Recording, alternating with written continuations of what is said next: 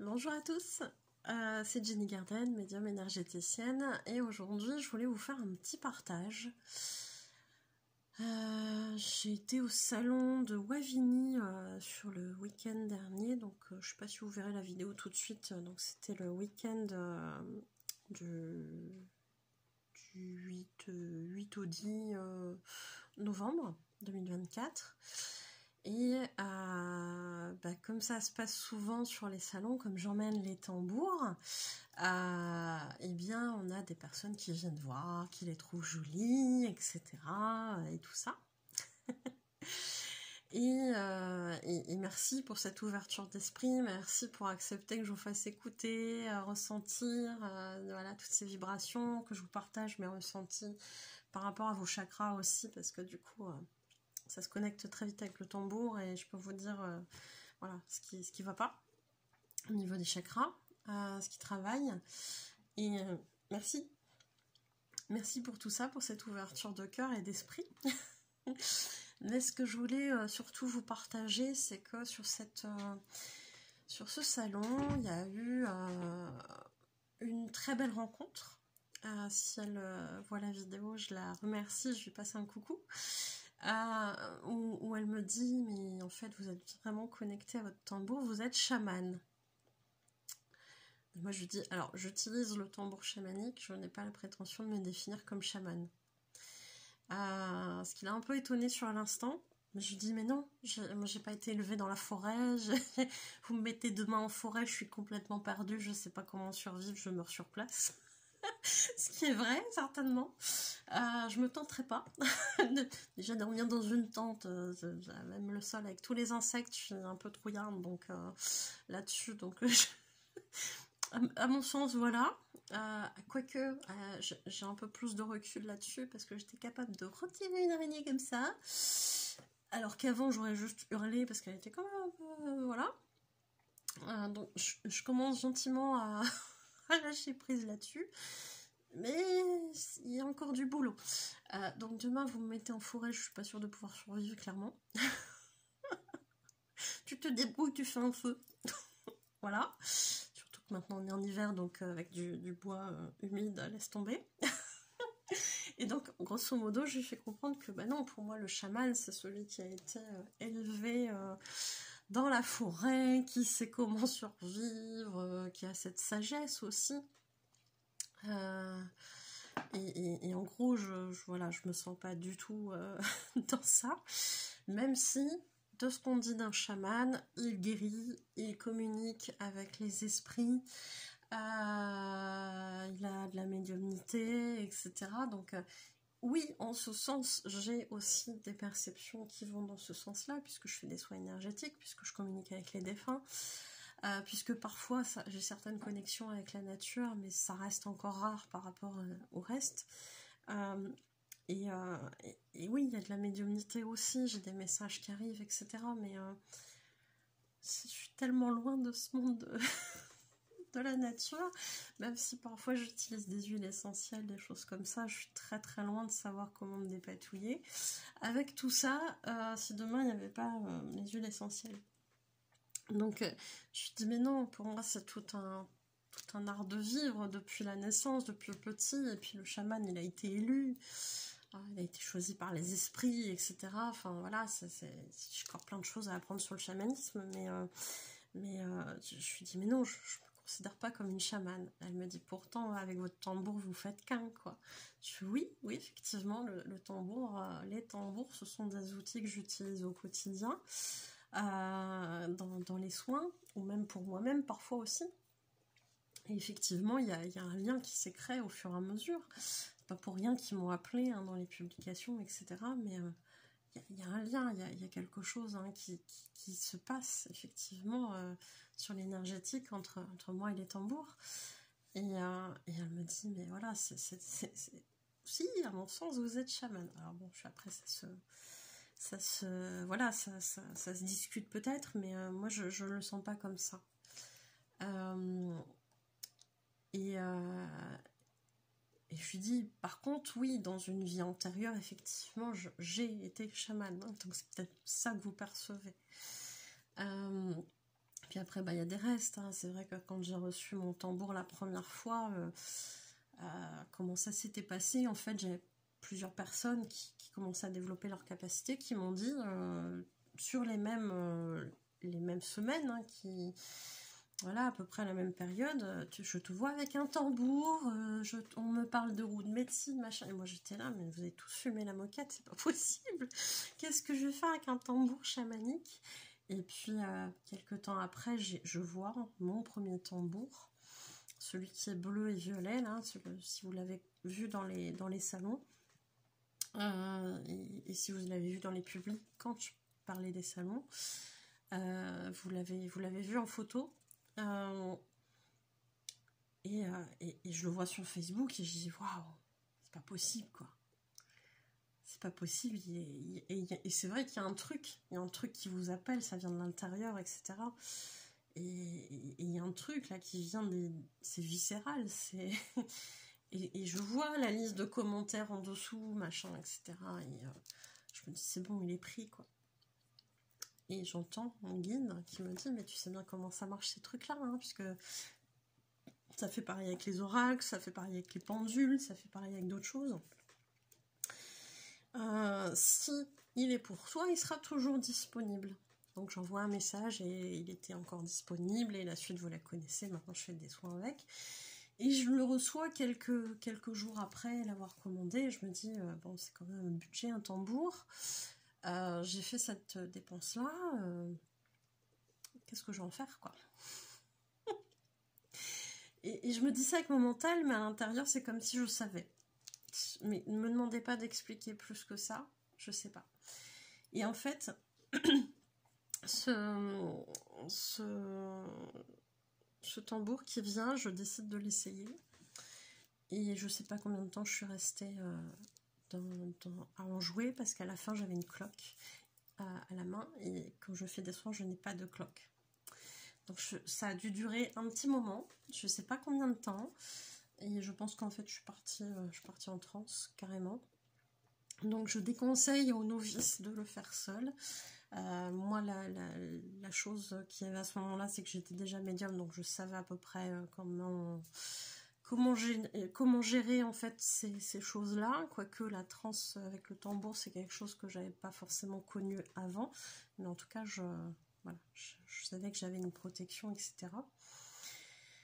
Mais j'imaginais pas partir comme ça aussi vite lors d'une première tentative, on va dire. Et c'est vrai qu'à ce moment-là, je me suis vue en indien, homme, autour d'un feu avec un tambour. J'avais des peintures, j'avais un pagne, j'avais un certain âge aussi. Et bon, voilà. Donc c'est vrai que c'est très très très très particulier de vivre ça, et ça a été très très fort. Je pense qu'à ce moment-là, j'ai eu une très grosse montée de Kundalini. Ce qui m'a d'ailleurs un peu freiné après, parce que je me suis dit, oula, je vais y aller mollo.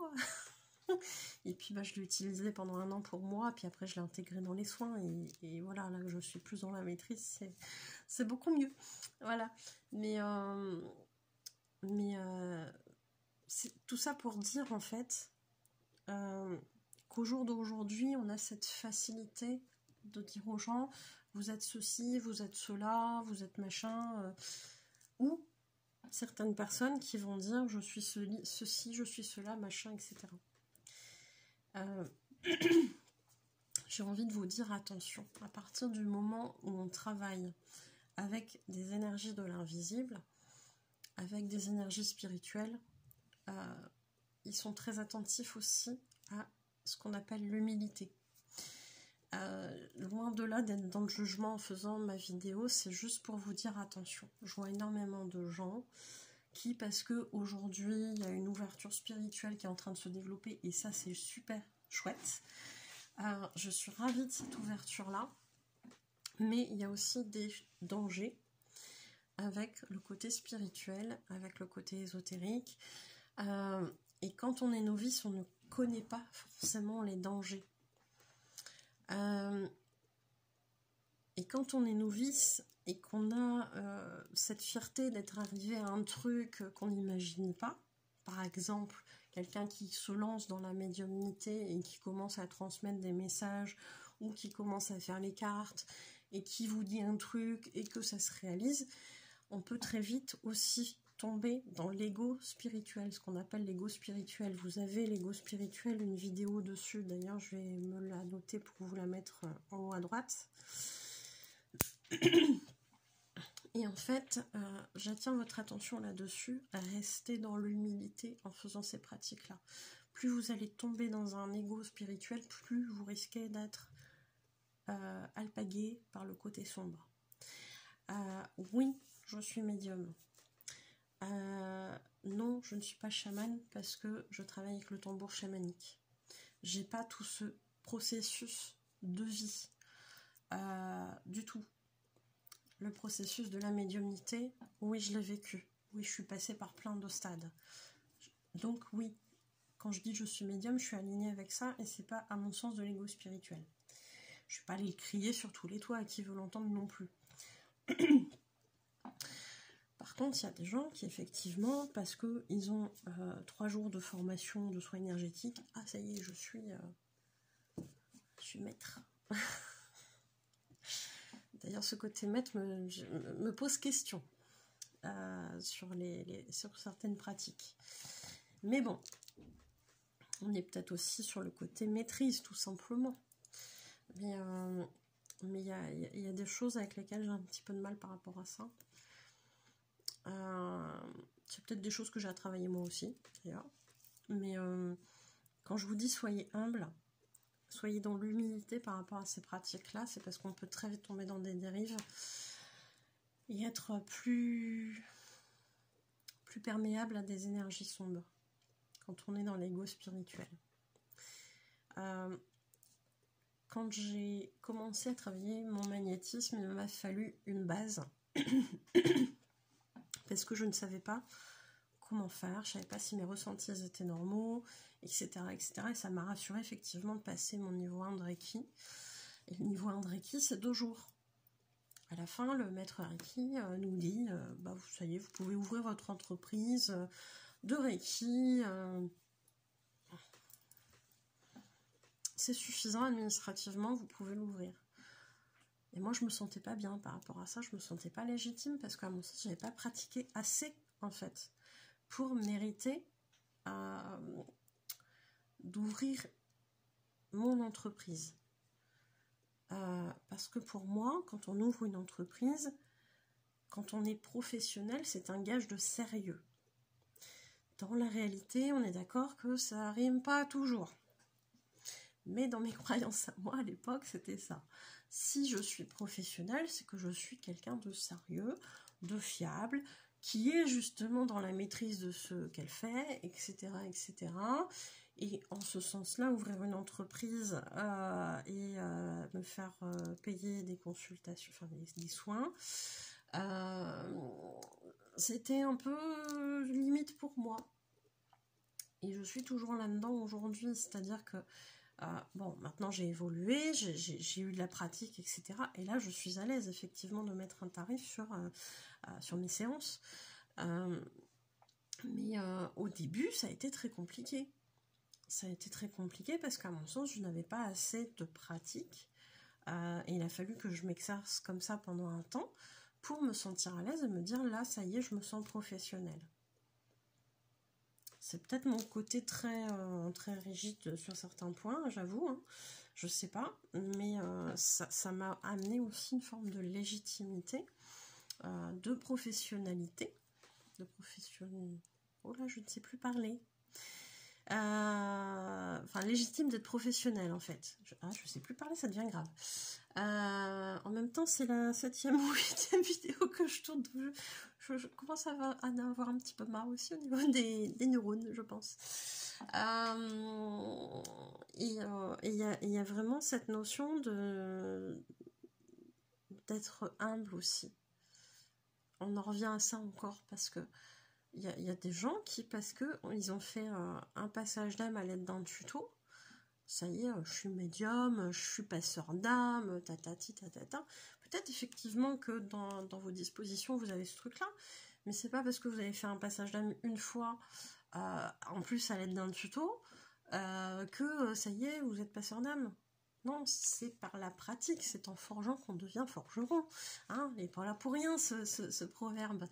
Moi, je fais des gâteaux de temps en temps, je ne dis pas que je suis pâtissière. Voilà. Ayez ce côté humble, s'il vous plaît, aussi dans cette pratique, et notamment quand on travaille en spiritualité, c'est hyper important pour pas tomber, justement, du mauvais côté. Si vous voyez ce que je veux dire. Il n'y a pas de notion de jugement, juste attention, c'est un avertissement. Faites attention à ça. On est tous médiums. Il n'y a pas de souci, vous pouvez dire que vous êtes médium, il n'y a pas de problème. Par contre, si vous passez un message une fois tous les 36 du mois, quelle est l'utilité de dire aux gens je suis médium, si ce n'est que ça peut être de l'ego spirituel. Et là, effectivement, il y a danger derrière, potentiellement. De même que j'évoquais les gens qui font des passages d'âme une fois avec un tuto et qui du coup ne sont pas professionnels. Alors oui, ils sont dans un début d'apprentissage, mais demain, vous faites un passage d'âme sur une entité qui en fait n'est pas un défunt, parce que vous n'avez pas pu repérer les signes, parce que vous êtes encore novice, et cette entité, elle ne veut pas partir, et elle vous commence à vous agresser. Vous faites quoi? Vous allez chercher un tuto? Vous n'aurez pas le temps, clairement. Donc, soyez vigilants sur les risques que toute pratique spirituelle peut amener. On a beaucoup de gens aussi qui achètent des tambours chamaniques qui ne sont pas du tout conscients que derrière, il peut y avoir des ouvertures de portes. Vous faites du tambour chamanique quand vous n'êtes pas bien, vous pouvez attirer du bas astral. Il y a une autre dame qui est venue sur un autre salon, qui est venue avec sa fille et qui m'a dit ah, ils sont trop beaux vos tambours, gna gna gna. Bon, ok, là-dessus, pas de souci. Et après, elle me dit non, parce qu'on a une amie, machin, elle fait des trucs avec son tambour, machin. Et derrière, comment ça se fait qu'on se sent pas bien? Je lui fais, des fois le tambour il fait sortir des choses au niveau des émotions, parce que voilà, il vient travailler des choses à l'intérieur le tambour. Donc peut-être que, non, c'est pas ce mal-être là, c'est pas une émotion qui remonte, c'est pas ça. Si on se sent pas bien, on sent qu'il y a du monde, mais que c'est pas du monde positif. Votre copine, elle a appelé du négatif sans forcément le savoir. Donc, faites attention. Maintenant, il y a énormément d'outils qui ouvrent des portes. Vous avez à disposition, là c'est bientôt Noël, vous avez à disposition des enfants, des planches Ouija. Non, ce n'est pas un jeu. Peut-être qu'il ne se passera rien. Je vous souhaite qu'il ne se passe rien de négatif. La planche Ouija, c'est un outil qui est énormément utilisé par le bas astral. Je ne dis pas qu'on ne peut pas contacter des présences lumineuses. Je pense que c'est possible quand on maîtrise le truc, quand on sait à qui on a affaire, quand on sait repérer le bon du mauvais, etc. Je pense qu'il est possible de faire des trucs sympas. Malheureusement, c'est un outil qui majoritairement est utilisé par le bas astral. Donc il faut savoir ce qu'on fait. Qui dit savoir ce qu'on fait dit expérience et pas novice. Parce que derrière, si vous attirez une présence négative, il faut savoir la repousser, clore la séance comme il faut, etc. etc. Hein, on est d'accord. Donc, surtout, n'achetez pas ça. N'achetez pas de planche Ouija à vos enfants. Si ils vous parlent de ça, c'est non. Ils vont leur expliquer que c'est quelque chose de dangereux. Qu'ils sachent au moins pourquoi vous leur dites non. N'achetez pas ça. Et en plus, ils en font des modèles qui sont super beaux. Hein. Il y a des trucs, moi j'ai vu des planches Ouija avec des anges, des trucs super beaux. Enfin, il y en a pour tous les goûts, mais non, achetez pas ça à vos enfants, quoi. Déjà, adultes, si vous savez pas ce que vous faites, faites pas du Ouija. Non, pitié. Pitié. Parce que derrière, vous allez faire appel à un professionnel pour vous dégager peut-être d'une entité qui est en train d'essayer de vous posséder ou ce genre de choses. Ça peut aller jusque-là. Ce n'est pas les cas les plus majoritaires, mais ça peut aller jusque-là. Il suffit d'une fois et il suffit que ça tombe sur vous. Donc, c'est comme jouer à la roulette russe. Hein, vous, pif, la balle n'était pas là, chouette, c'est bien, c'était pas mon tour. bah, c'est la même chose. Si derrière il y a le truc qu'il faut pas, bah, ça tombe sur votre pomme. Et ben c'est pareil pour ça. Donc après voilà, c'est que des conseils, de la prévention, parce que moi je vois ce que ça peut donner quand il y a un coup de pas de chance. Hein, et ça peut être très sérieux. Et parfois, il y a des choses qui sont plus fortes que moi et que je ne peux pas dégager. Donc, c'est autant vous dire que ça peut être très, très, très, très puissant. Donc, faites attention.